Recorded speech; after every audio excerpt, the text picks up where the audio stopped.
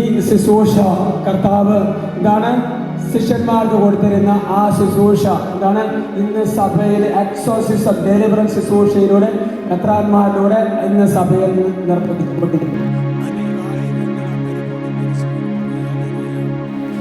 അനേകായിരം പട്ടാളക്കാര് മരുഭൂമിയിൽ മരിച്ചു പോയി. ഇതൊന്നും നിങ്ങൾക്ക് അറിയത്തില്ല, ഇതൊന്നും ലോകം അറിഞ്ഞിട്ടില്ലാത്തൊരു സംഭവമായിരുന്നു.